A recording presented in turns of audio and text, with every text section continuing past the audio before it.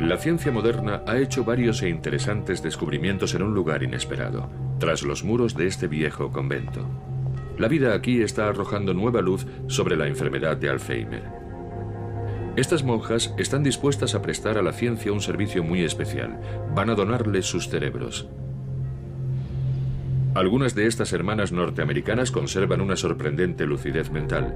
Desafían al Alzheimer. Y además, su vitalidad está refutando las teorías aceptadas sobre cómo se produce la demencia.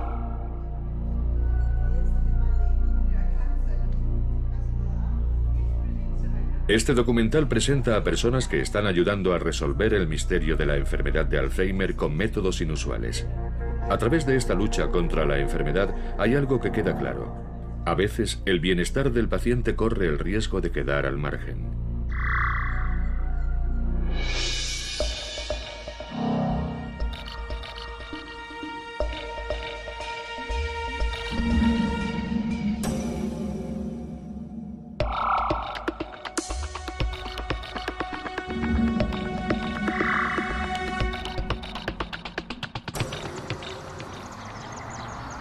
Estamos en Lexington, Kentucky. A principios de los años 90 fue aquí donde nació la idea de una investigación que se ha hecho famosa bajo el nombre de El Estudio de las Monjas. Este es el Centro de Investigación Gerontológica Sanders Brown, dirigido por David Snowdon, profesor de neurología y reconocido experto en Alzheimer. Estas manoplas las tejió una religiosa de 104 años, la hermana Matía, una de mis monjas favoritas. Prácticamente cada día tejía unas manoplas para los pobres. Una mañana, cuando yo estaba en el convento, dijo: ¿de qué color quieres las manoplas? Y unas horas más tarde había una bolsa de papel marrón junto a mi habitación del convento con esto dentro. David Snowdon hizo algo que ningún otro investigador geriátrico había intentado antes. Se fue a un convento. En concreto, el convento escuela de las Hermanas de Notre Dame en Minnesota. Snowdon quería examinar la demencia científicamente. Las religiosas eran perfectas para su estudio, ya que la mayoría eran muy ancianas. Una monja en particular atrajo su atención, la hermana Matía Gores, de ascendencia alemana. Era una persona admirable. Vivió hasta los 104 años y yo la conocí durante casi 15. Estaba llena de energía. La última vez que fui a visitarla, cuando tenía 104 años, me dirigí a su habitación, pero allí no estaba. Y una de las hermanas me dijo: está en la sala de las enfermeras, organizándolas. Era una persona maravillosa y muy activa. Las personas que viven hasta edades extremas, como ella, cuentan con un nivel de energía que contribuye a que sean tan longevas.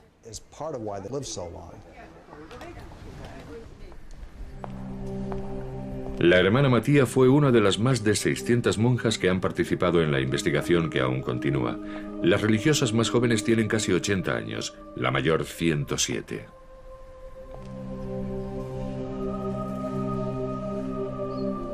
A las hermanas se las observa, entrevista y examina médicamente con regularidad.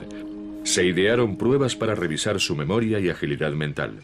Matía siempre la superó de modo satisfactorio. A pesar de su avanzada edad, no mostraba síntomas de la enfermedad de Alzheimer.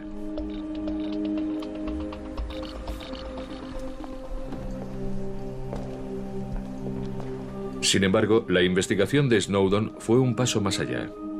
Pidió a las monjas que donaran sus cerebros a la ciencia tras su muerte. Casi todas ellas accedieron con la esperanza de que su donación proporcionara nuevos datos sobre la enfermedad de Alzheimer. Cuando la hermana Matía murió al fin, un patólogo se puso a trabajar. Los científicos saben que tienen una oportunidad única. Cuentan con información detallada y bien documentada sobre el rendimiento mental de las religiosas. Ahora también podrán examinar sus cerebros. ¿Qué revelará la comparación? Otro factor importante de este estudio es que las monjas vivieron en condiciones casi idénticas. El Alzheimer solo puede ser diagnosticado con un 100% de certeza cuando se examinan finas láminas del cerebro al microscopio. En personas vivas, ni la más moderna tecnología de rayos X puede detectar cualquier cambio provocado en el cerebro por esta enfermedad.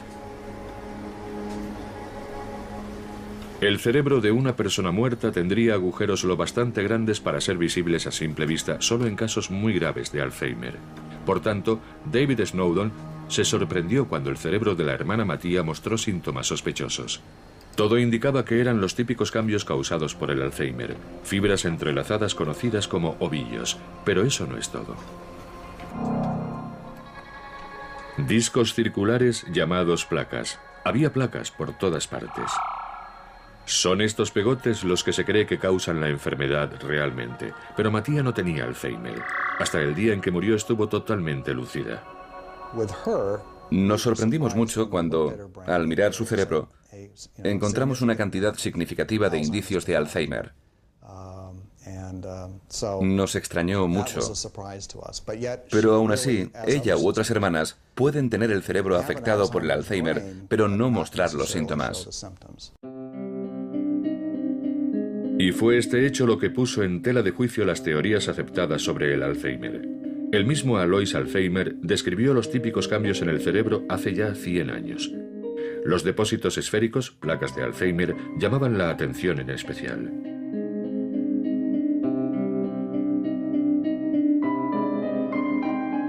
Alois Alzheimer las halló en el cerebro de Auguste Dieter. Había muerto de demencia aguda. Se supone que las placas son el veneno que mata las células nerviosas. La muerte celular masiva conduce a la demencia. Son muchos los investigadores que aún lo creen a día de hoy. Sin embargo, las placas no pueden ser la única causa. Esto fue demostrado de forma aún más llamativa en el caso de la hermana Bernadette. La religiosa ya tenía más de 80 años cuando David Snowdon comenzó el estudio en su convento a principios de los años 90. La hermana Bernadette era académica. Fue a la universidad y finalizó un máster universitario. Fue profesora durante casi 30 años, 7 de los cuales los pasó dando clases en un instituto.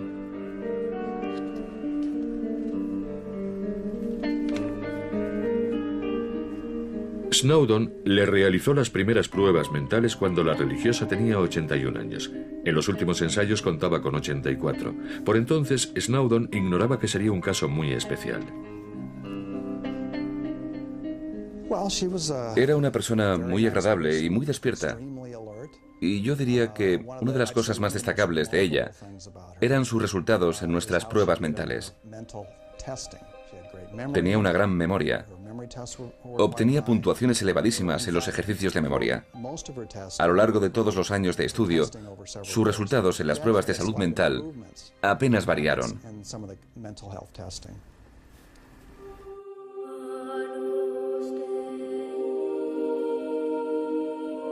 Finalmente, a la edad de 85 años, la hermana Bernadette falleció de un infarto.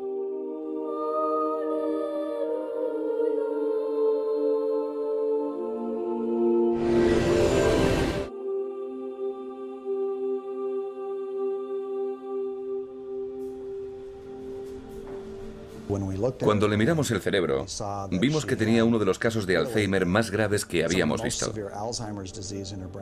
Tenía el gen del Alzheimer. Tenía la enfermedad de Alzheimer en el cerebro y bien extendida. Aún así, en sus 3 exámenes anuales, a lo largo de 4 o 5 años, no se vio ni un indicio de síntomas de Alzheimer. Era más lista que el hambre. Al principio pensamos que se habían equivocado de cerebro. Es nuestro mejor caso de alguien que se resiste a la enfermedad. Es como sufrir un accidente de coche y salir andando por tu propio pie. Mis pastillas. Sin embargo, hay pacientes que no resisten la enfermedad. Necesitarían ayuda urgente por parte de los científicos, pero la mayoría sigue centrándose en las placas. Voy a dejar las gafas aquí, por si te llamo para preguntarte dónde están, porque no suelo dejarlas ahí. ¿Buscas algo? Sí, tengo que llevarme mi neceser. ¿Tu maletín de belleza en la bici? ¿De verdad quería montar en bici? Sí. ¿Se me olvidó el bolso? No, lo metí. Martina Peters tiene 42 años y está en la primera fase de la enfermedad de Alzheimer. Mochila. No, no está en la mochila, ya te lo he dicho.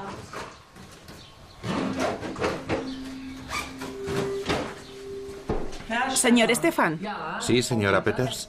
no está en la mochila. Me estoy enfadando. A lo mejor lo metiste en la bolsa de la bici. No, ahí ya has mirado. Ahí no está. No lo encuentro. Conduce con cuidado. Sí, luego te llamo. Lo demás te lo dejo todo, pero me llevo estos 10 euros. Todavía tengo que echar gasolina. Si te vas en bici, Sí, es cierto. cuídate. Vale.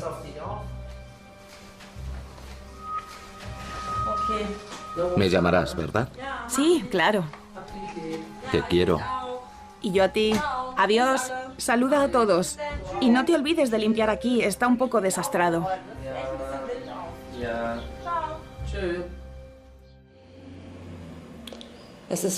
Es una pérdida. Una pérdida de todo lo bueno. Ver lo rápido que ha pasado todo. Sé que me queda poco tiempo para recordar cosas y sufro mucho. Es un lento adiós a todo.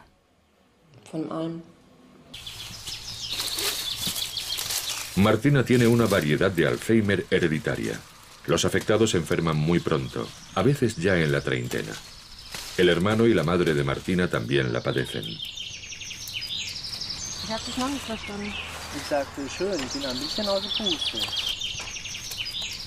Hasta hace 2 años trabajaba de florista, pero tuvo que dejar su trabajo. Ya no recordaban nada, ni los pedidos, ni las cantidades de dinero. Hacer guirnaldas sigue siendo su hobby. Esta es para su hermano mayor. Él ya está en una residencia. Que su compañero haya enfermado de esclerosis múltiple ya no importa mucho, como comentan los dos de forma irónica. Todo empezó con pequeñas pérdidas de memoria, igual que en el caso de su hermano. ¿En qué año estamos? ¿En 2006? ¿7? Empecé a darme cuenta hace 6, 5, 4 años. No sabía que era una variedad hereditaria. Mi médico sí lo sabía, pero como había dicho que me suicidaría si me lo diagnosticaban, no quiso decirme nada. Creo que hizo bien. Martina hace lo que puede para retrasar la degeneración progresiva.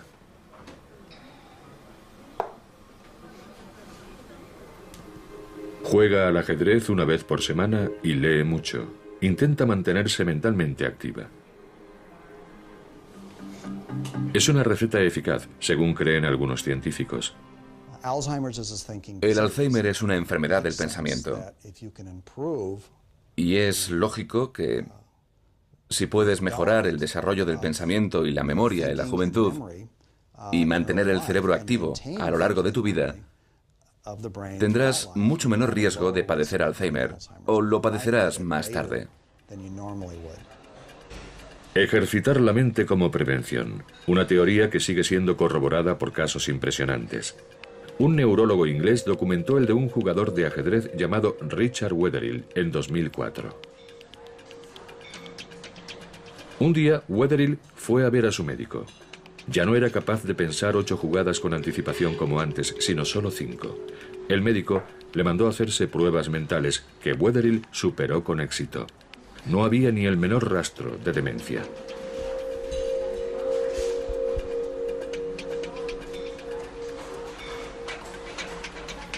Richard Wetherill murió inesperadamente poco después. Se le realizó una autopsia. El patólogo encontró un cerebro plagado de placas. El sorprendente diagnóstico estaba casi en la fase final de la enfermedad de Alzheimer, el mismo diagnóstico que algunas de las monjas. Los músicos también parecen tener cierta protección contra la demencia. Tienen el cerebro dilatado en ciertas zonas. Neurólogos suizos averiguaron que esas zonas dilatadas son justo las más propensas a degenerar con la edad.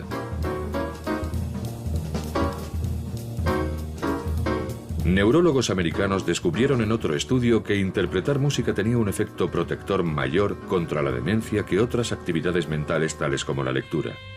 Como el estudio de las monjas ya había mostrado, hay muchos más factores que intervienen en el desarrollo del Alzheimer de lo que creían la mayoría de los científicos.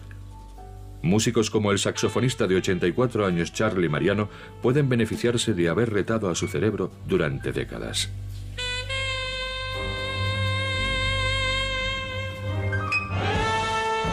Tocar un instrumento exige una compleja interacción de rendimiento mental y coordinación física.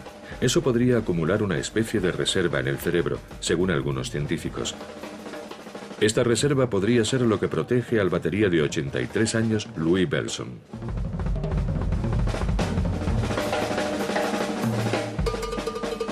Pero, ¿qué ocurre realmente cuando alguien desafía al Alzheimer? ¿O cuando alguien se ve afectado por la enfermedad? Científicos alemanes están investigando estas preguntas y también se topan con contradicciones. Estos científicos no estudian personas, sino ratones.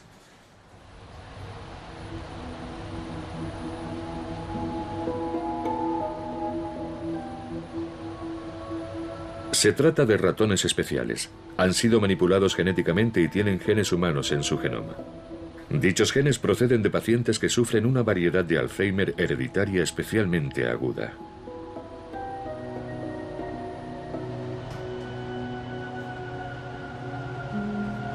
Estos animales son un auténtico tesoro para los investigadores y por esa razón se encuentran en una especie de pabellón de alta seguridad, totalmente aislados del mundo exterior. Los científicos quieren evitar cualquier infección de virus o bacterias. Thomas Bayer tiene que cambiarse como un cirujano antes de una operación cuando coge a sus ratones de las jaulas.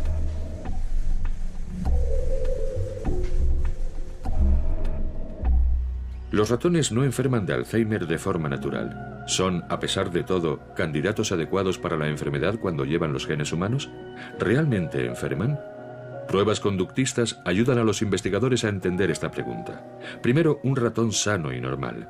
Es curioso y explora todo antes de elegir un lugar donde acomodarse.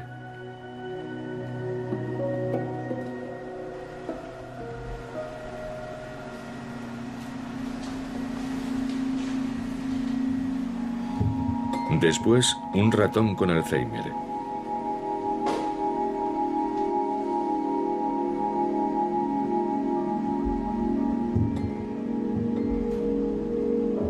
Está asustado y reacciona como los humanos que padecen la enfermedad. Está inseguro en el nuevo entorno y se retira enseguida a un rincón.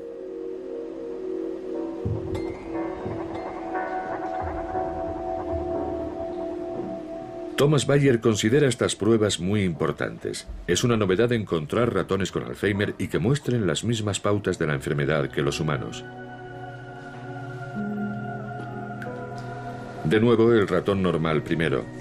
En el agua teñida, los investigadores pueden registrar los movimientos al detalle con una cámara. El comportamiento típico. Explora con curiosidad cada rincón del entorno desconocido.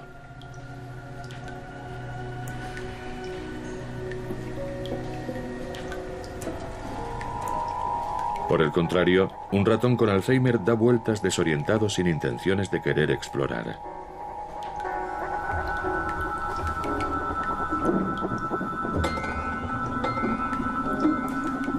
Los investigadores no dudan. Este ratón padece Alzheimer.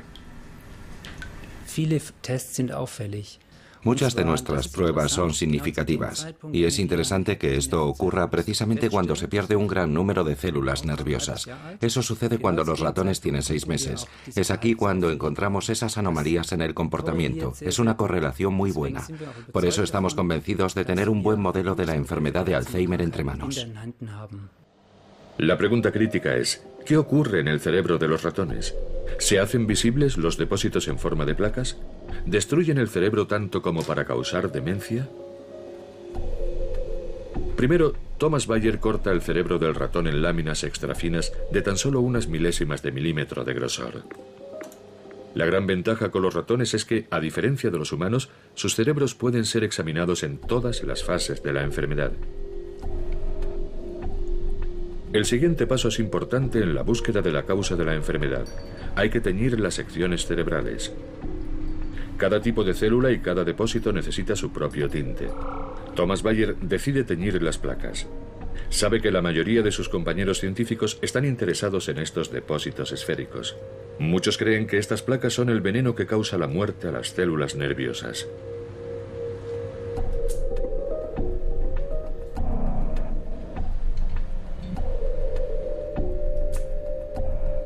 ¿Dónde están las placas en el cerebro? ¿Y dónde mueren las células nerviosas? También ve algo que contradice la aceptable explicación de la enfermedad de Alzheimer. Las placas están ahí, pero las células nerviosas se mueren en alguna otra parte.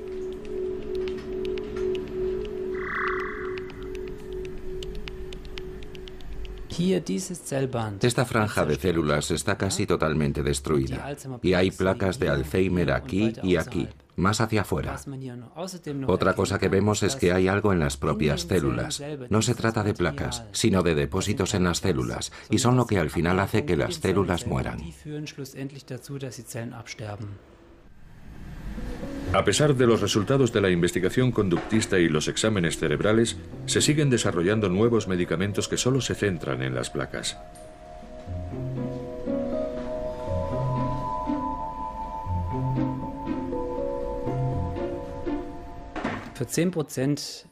Las placas son responsables del 10% de la pérdida de células nerviosas en nuestro ratón modelo. Ese otro material de las células nerviosas es responsable del resto, del 90% de las células muertas. Es decir, si conseguimos desarrollar un método para disolver las placas, podríamos salvar como mucho un 10% de las células nerviosas. Por el momento, los investigadores apenas prestan atención a esos resultados. Thomas Bayer acaba de empezar a trabajar como profesor. Eso no facilita precisamente que se le escuche en el mundo de la investigación, incluso cuando la materia que trata importa mucho para el bienestar de un gran número de pacientes.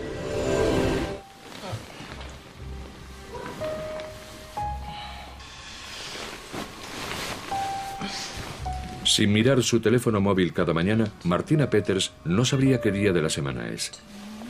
Necesita ayudas como esta para enfrentarse a su vida cotidiana.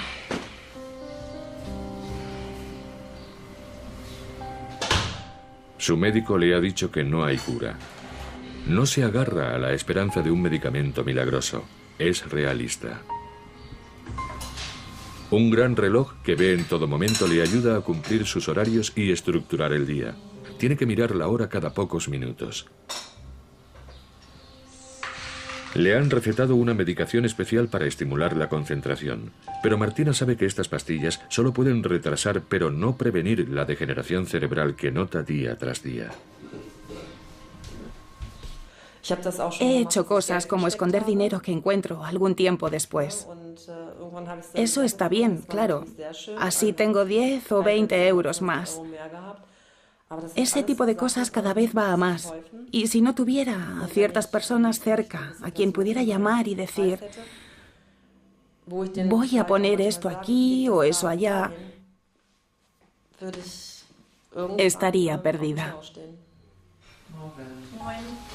Su compañero Stefan es quien más ayuda a su memoria.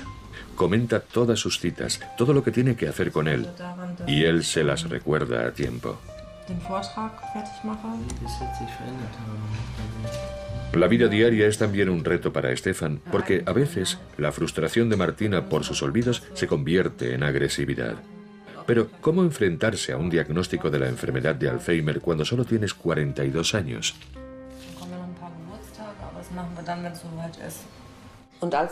Cuando me lo diagnosticaron, te puedes imaginar mi sorpresa. Al principio pensé, ¿qué voy a hacer? ¿Debería estrellar mi coche contra otro o contra un tren? ¿Me corto las venas? Pero después pensé, no. Martina no se ha escondido. Por el contrario, ha ideado su propia forma de enfrentarse a la enfermedad. Intento educar a la gente. La enfermedad asusta, todavía asusta, pero no es contagiosa. Nadie tiene que preocuparse por si se la pego. Su viaje la ha llevado a una convención de la Asociación del Alzheimer. También aquí, los científicos invitados dicen, las placas son la causa de la enfermedad. Martina Peters ha venido para asegurarse de que no se deje al margen a los afectados. En el Congreso Internacional de Berlín conseguimos que hablara ante casi 1.500 personas sobre su experiencia con la enfermedad de Alzheimer. Y nos complace anunciar que ha aceptado nuestra invitación para hablarnos sobre la enfermedad desde su punto de vista.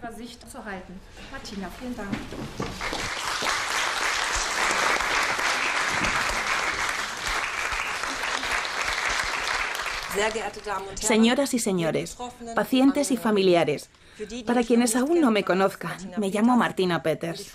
Estoy muy contenta de tener la oportunidad de dirigirme a ustedes para animar a quienes sufren demencia y darles algunos consejos para facilitar su vida cotidiana. Mi médico me dijo de antemano por teléfono, el diagnóstico es enfermedad de Alzheimer. Por teléfono.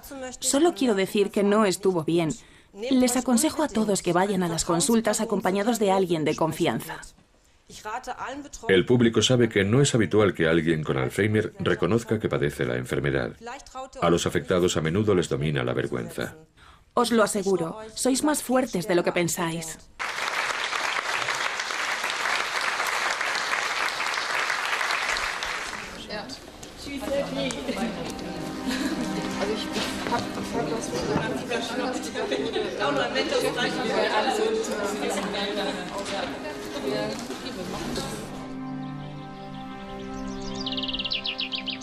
El ejercicio es como una terapia para Martina. Lucho contra la rabia, dice. Su rabia contra la enfermedad de la que está a merced. Ya está muy familiarizada con esta dolencia. Su madre murió de ella. Aún así resulta duro soportar la experiencia de su propia demencia. Me ha pasado una vez y, gracias a Dios, solo ha sido una vez. Olvidé cómo arrancar el coche. Es decir, giraba la llave, pero después pensaba, ¿qué tengo que hacer ahora? Me pasé 3 minutos pensándolo y después, clic, lo supe otra vez. Pero no me había pasado en mi vida y empecé a conducir tractores muy joven. Fue un duro golpe. No puedo describirlo con palabras. Te asustas. En ese momento te entra el pánico. También me puse a llorar. Pero tiene espíritu luchador. No quiere recluirse y también consiguió encontrar trabajo como voluntaria en una residencia. Una mirada intencionada a su propio futuro. Aquí es donde quiero venir cuando ya no pueda valerme por mí misma, dice.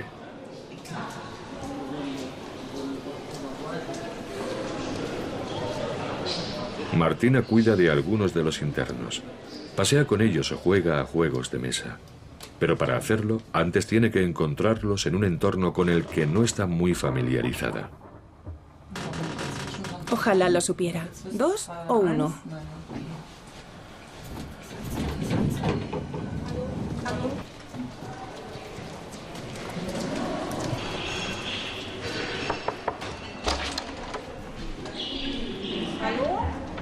¿Hay alguien en casa?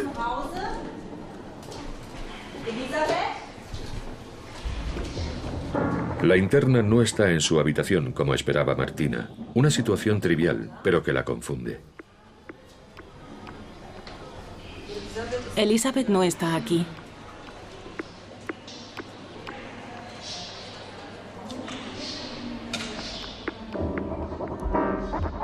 Le asalta la incertidumbre. Por un momento sus ideas se mueven en círculos.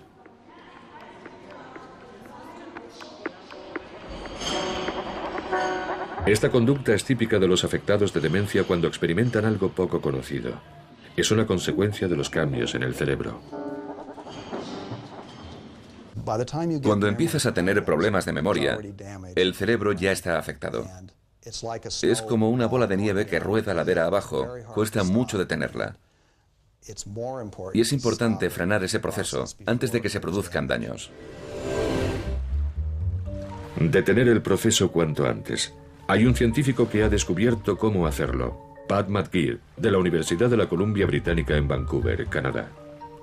El reconocido neurocientífico ha desarrollado su propia idea sobre el avance del Alzheimer.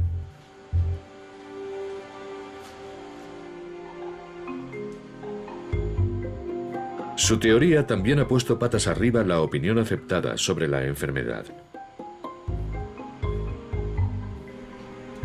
El método que eligió, teñir muestras de tejido, resultó ser clave en un descubrimiento inesperado.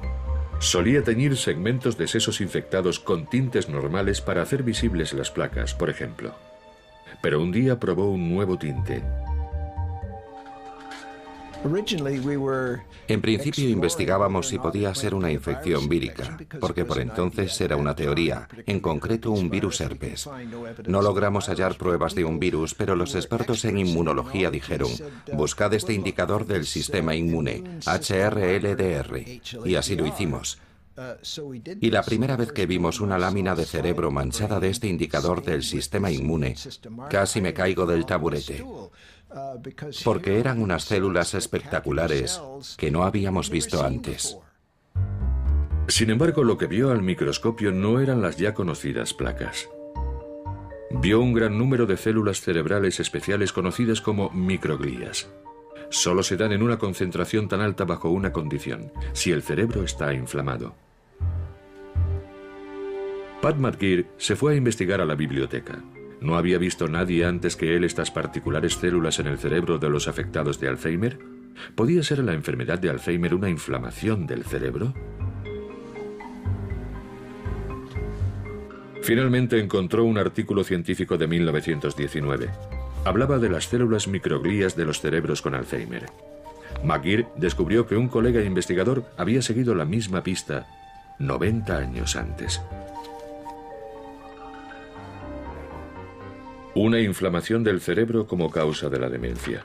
Una teoría que había caído en el olvido. McGeer decidió retomarla. La idea era, podemos encontrar casos en que la gente haya tomado fármacos preventivos, por ejemplo antiinflamatorios, no por padecer Alzheimer, sino a causa de otras dolencias que responden a ese tratamiento.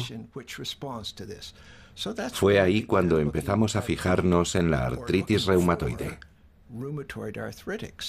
Porque la artritis reumatoide es una enfermedad devastadora para las articulaciones que aparece antes que el Alzheimer, y donde los afectados toman gran variedad de sustancias antiinflamatorias para paliar el dolor y el sufrimiento que produce la enfermedad. Si una inflamación fuera la causa de la enfermedad de Alzheimer, entonces los antiinflamatorios normales que se usan para tratar el reumatismo, que contienen, por ejemplo, ibuprofeno, deberían proteger también contra el Alzheimer. Pat McGeer contactó con especialistas en reumatismo de todo el mundo y les preguntó si tenían pacientes con trastornos reumáticos que padecieran también la enfermedad de Alzheimer. Dice que no tiene ningún caso, pero lleva años tratando pacientes. Tiene que haber alguno que después haya desarrollado demencia. Muchas gracias.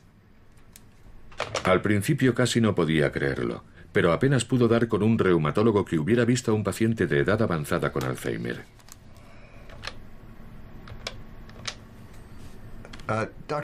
Dr. Chambers, me han aconsejado que le llamase porque cuenta con muchos pacientes de reumatología. ¿Tiene algún caso de este tipo? ¿O tiene constancia de alguno? De nuevo, nada. Pero también sabe que sus colegas no se tomarían en serio una encuesta telefónica. Necesita datos consistentes. Tiene que encontrar algún doctor que haya recopilado información sobre pacientes con reumatismo y otras enfermedades. Y al fin llega el golpe de suerte. Tiene historiales. Es maravilloso. Muchas gracias. Pronto tendrá noticias mías. Ya era posible estudiar a un grupo de personas que habían tomado medicamentos antiinflamatorios y ver si habían enfermado de Alzheimer. Y asombrosamente había mucho material, 6 carpetas llenas. Y eso significaba, no es muy agradable sufrir artritis reumatoide, pero al menos te conservará el cerebro. El resultado provocó un alboroto inmediato entre la comunidad científica. ¿Podían unos ingredientes activos económicos como el ibuprofeno y el diclofenaco ofrecer protección contra el Alzheimer? Hay que investigar más, pero Pat McGeer es optimista. Aquí hay un pequeño rayo de esperanza para esas personas. La siguiente pregunta es, ¿las personas que no padecen artritis reumatoide deberían consumir antiinflamatorios como prevención? Y basándonos en lo que sabemos sobre el cerebro y lo que hemos observado epidemiológicamente, mi conclusión es, por supuesto que sí. Lo que Pat McGeer no sabe es qué antiinflamatorio y en qué dosis puede recomendar. Los ingredientes activos como el ibuprofeno ya se han probado en ratones como tratamiento para la enfermedad de Alzheimer, pero no se ha hecho ningún estudio clínico a largo plazo. Y Pat McGeer no ha conseguido financiación para llevar a cabo los estudios necesarios. No hay una sola empresa en todo el mundo dispuesta a invertir en su investigación. La razón: una medicación compuesta por ingredientes bien conocidos no puede patentarse y, por tanto, no reportaría unos beneficios lo bastante jugosos. Las primeras pruebas en animales muestran lo prometedor que es este enfoque. Investigadores alemanes de la Universidad de Münster han mezclado ibuprofeno entre la comida de sus ratones. Se trata de roedores con Alzheimer modificados genéticamente. Esto es una prueba de memoria donde los ratones tienen que encontrar una tarima en el agua. En efecto, los ratones recordaban mejor tras administrarles el fármaco antiinflamatorio. Pero no se profundiza en este enfoque para desarrollar una medicación contra el Alzheimer porque a la industria farmacéutica no le interesa. Mientras, la industria invierte millones en la clínica universitaria Charité de Berlín. La clínica participa en un estudio médico dirigido por la compañía farmacéutica norteamericana Wyeth.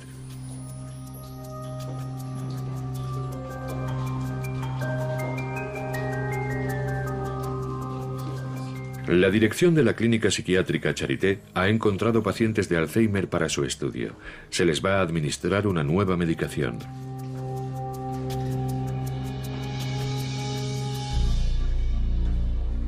Se trata de una vacuna contra las placas de Alzheimer, esos depósitos que pueden provocar la enfermedad según el saber convencional. La vacuna provocará supuestamente una respuesta inmune del organismo a las placas. El sistema inmunológico del paciente debería, posteriormente, deshacerse de las placas del cerebro. Pero es todo muy arriesgado. No se trata de inmunizar contra un patógeno externo, sino contra algo producido por el organismo. Si la respuesta inmune es demasiado fuerte, el resultado podría ser algo como un choque anafiláctico.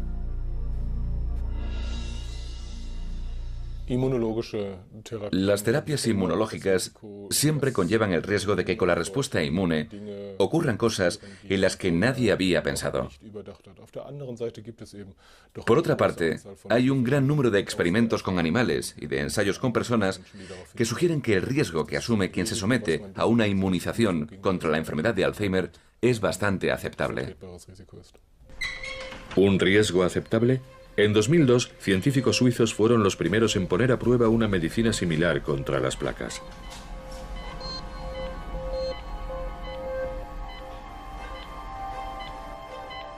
Pero el experimento de inmunización tuvo que ser abortado. De los 300 pacientes, 15 sufrieron una peligrosa inflamación del cerebro. Evidentemente, su respuesta inmune fue demasiado fuerte. Para 2 pacientes, la ayuda llegó demasiado tarde.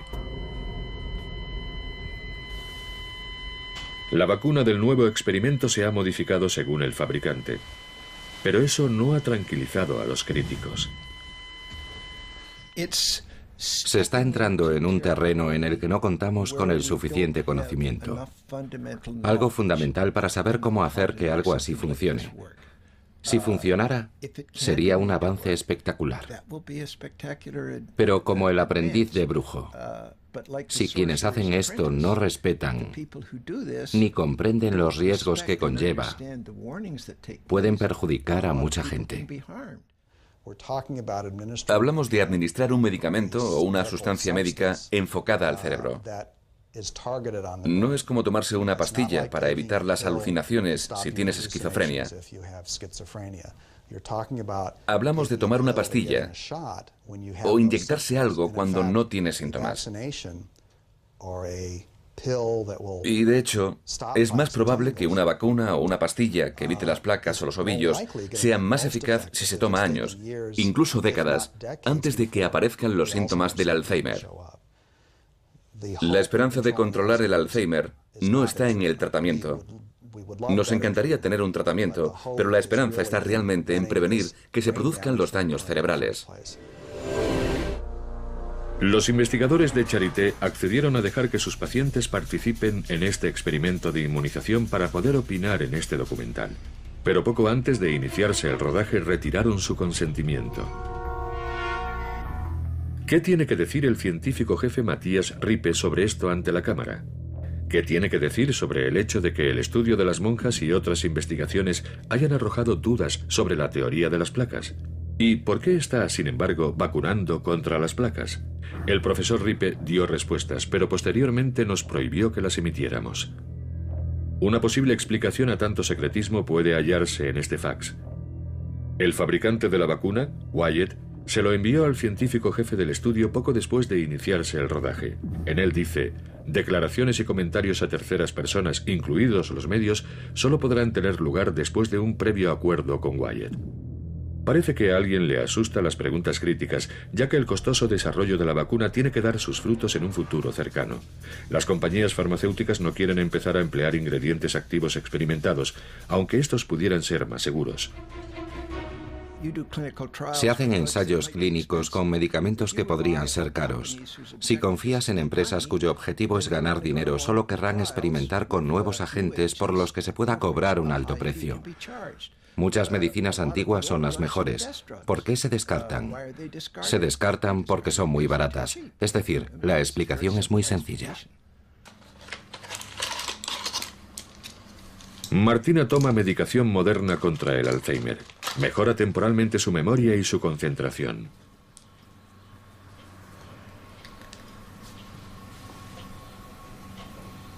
Pero sus pastillas no combaten la inflamación que, según la investigación de Pat McGeer, es una de las causas de la demencia.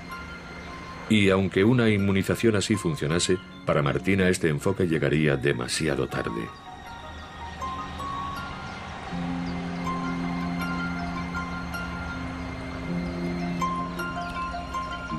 Hay más de 3 millones de pacientes de Alzheimer en Europa a la espera de un tratamiento que pueda ayudarles con su enfermedad.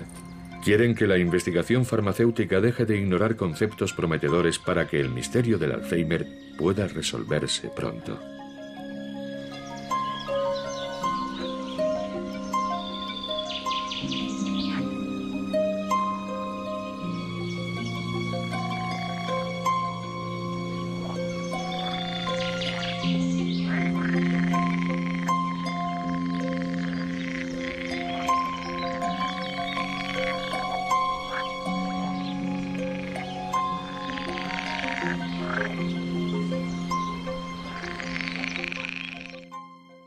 De la enfermedad de Alzheimer con métodos inusuales.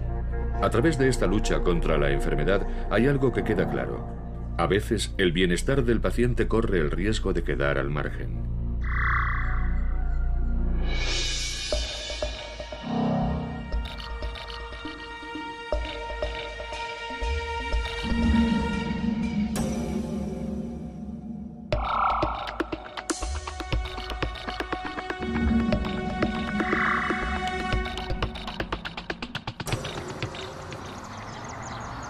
Estamos en Lexington, Kentucky.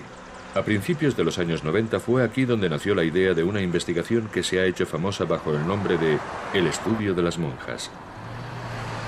Este es el Centro de Investigación Gerontológica Sanders Brown, dirigido por David Snowdon, profesor de neurología y reconocido experto en Alzheimer. Estas manoplas las tejió una religiosa de 104 años, la hermana Matía, una de mis monjas favoritas. Prácticamente cada día tejía unas manoplas para los pobres. Una mañana, cuando yo estaba en el convento, dijo: ¿de qué color quieres las manoplas? Y unas horas más tarde había una bolsa de papel marrón junto a mi habitación del convento con esto dentro. David Snowdon hizo algo que ningún otro investigador geriátrico había intentado antes. Se fue a un convento. En concreto, el convento escuela de las Hermanas de Notre Dame en Minnesota. Snowdon quería examinar la demencia científicamente. Las religiosas eran perfectas para su estudio, ya que la mayoría eran muy ancianas. Una monja en particular atrajo su atención. Las más jóvenes tienen casi 80 años, la mayor 107.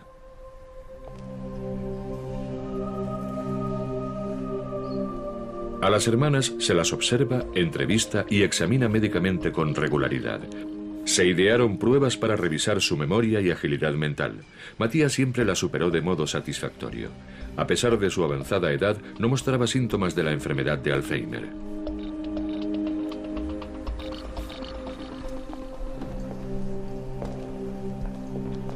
Sin embargo, la investigación de Snowdon fue un paso más allá. Pidió a las monjas que donaran sus cerebros a la ciencia tras su muerte. Casi todas ellas accedieron con la esperanza de que su donación proporcionara nuevos datos sobre la enfermedad de Alzheimer.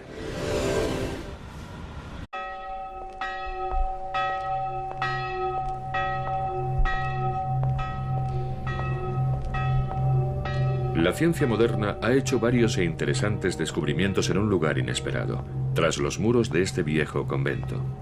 La vida aquí está arrojando nueva luz sobre la enfermedad de Alzheimer. Estas monjas están dispuestas a prestar a la ciencia un servicio muy especial. Van a donarles sus cerebros. Algunas de estas hermanas norteamericanas conservan una sorprendente lucidez mental. Desafían al Alzheimer. Y además, su vitalidad está refutando las teorías aceptadas sobre cómo se produce la demencia.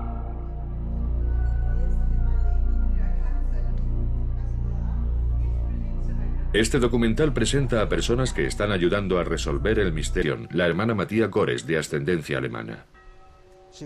Era una persona admirable. Vivió hasta los 104 años y yo la conocí durante casi 15. Estaba llena de energía. La última vez que fui a visitarla, cuando tenía 104 años, me dirigí a su habitación, pero allí no estaba. Y una de las hermanas me dijo, está en la sala de las enfermeras, organizándolas. Era una persona maravillosa y muy activa. Las personas que viven hasta edades extremas, como ella, cuentan con un nivel de energía que contribuye a que sean tan longevas.